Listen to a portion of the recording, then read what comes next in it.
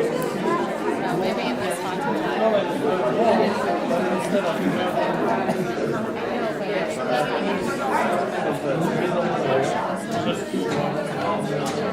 Coming out tonight, I'd just like to ask you to please silence your cell phones and also to let you know that there will be no flash photography tonight. Thank you and enjoy the show.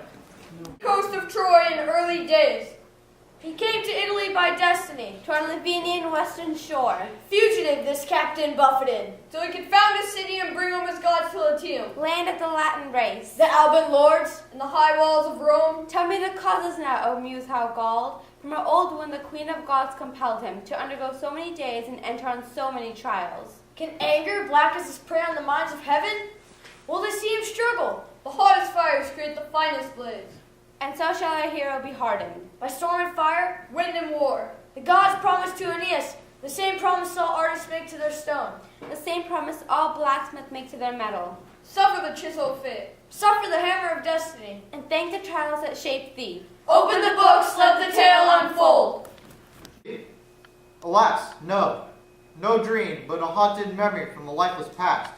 Crucia, where have you gone? Why can't my grief be enough to bring you back to me? Or at least let me join you in the underworld. Troy, city once fair, now home to the heels of our enemy. Their laughter, their cruelty, the gods have shown us new limits of savagery. Far off course. One must have a course first to be thrown off. The storm strength has placed us here on the northern shores of Africa. See there to the east? The sun bends around the towers of the great city of Carthage.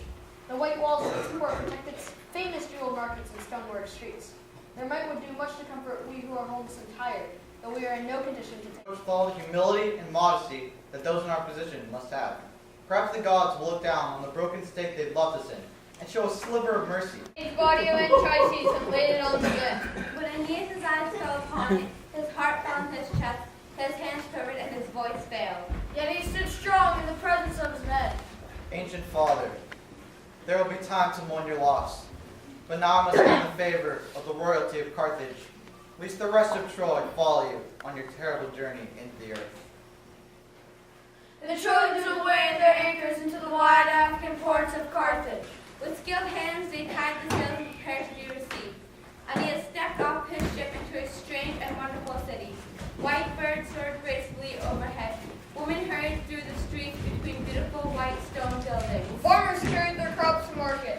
Children ran along the beaches, tossing stones into the surf as they sang songs to Neptune. The Trojans stood in wonder. They were surprised to find, having traveled across the whole world, a city whose beauty reminded them of their ancient home. The city's chancellor approached them wearing fine robes.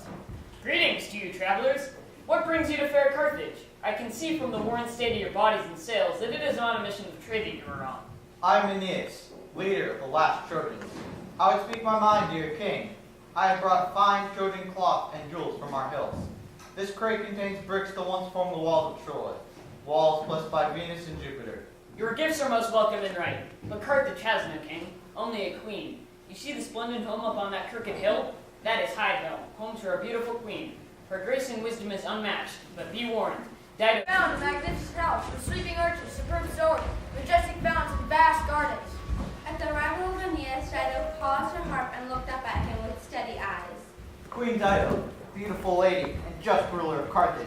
I am Aeneas, last Trojan, noble and desperate man. I have come before you humbly with the meager gifts we have left. Have Carthage show my men a kinder faith in the gods. Down low in gratitude. Come, Aeneas, tell me how you came to Carthage.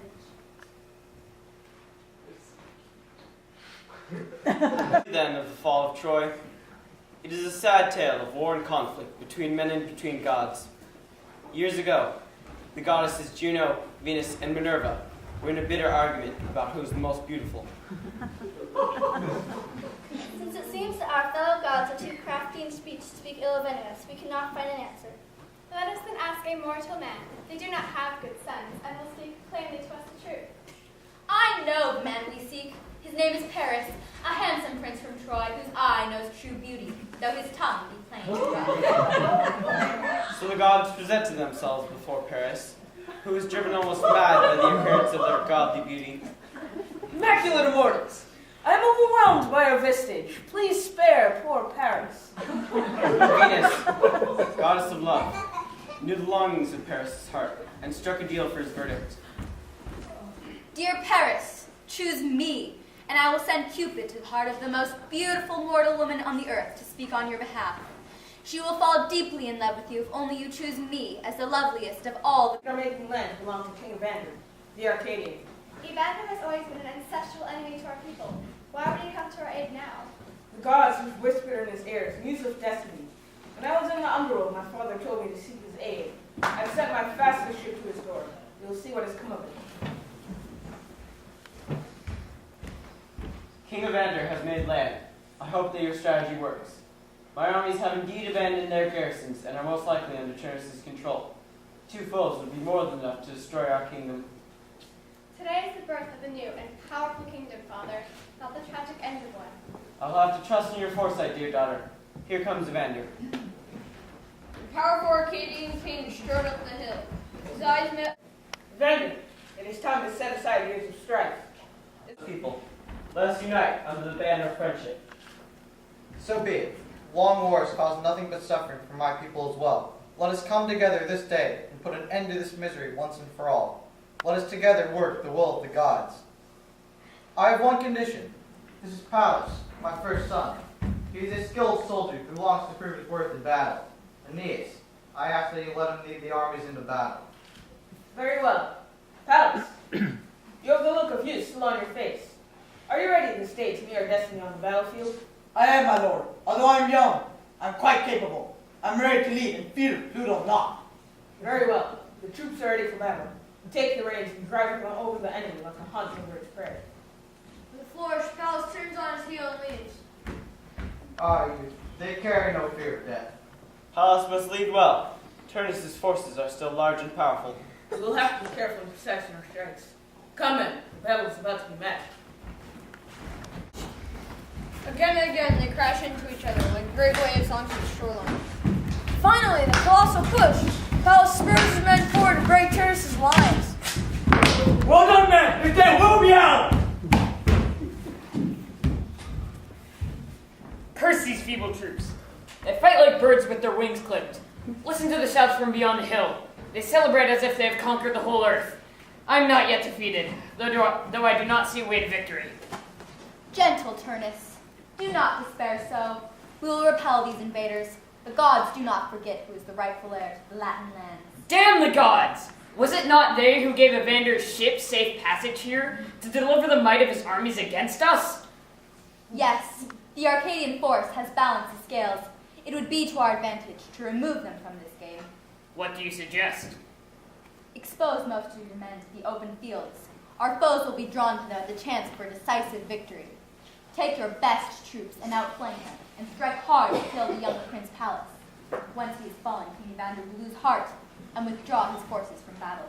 Yes, many good men we will lose, but I care not. This plan gives me a chance to seize my destiny. Hurry! We stand at the crossroads of destiny. With a tenuous alliance being tested. Aeneas, champion of lost Troy, must take a firm hand on his own fate and cast the decisive blow.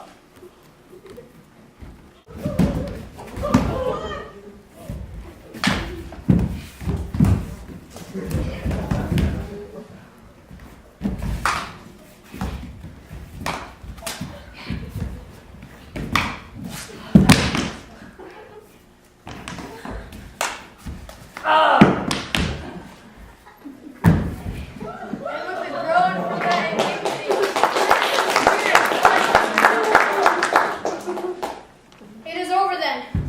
Disband armies. There's to be no more blood and war today. Ye gods, is this how a new nation is to be born? Out of loss and violence? My past, filled with strife and woe, from the walls of Troy to the shores of Latium, has quenched my thirst for any more blood or death. I promise to this land that no more harm and waste will come to it. Such a dark past promise a bright future. You have avenged my son. Our kingdoms will know only peace. You have brought the gods justice to my lands. May it reign with you for 1,000 years.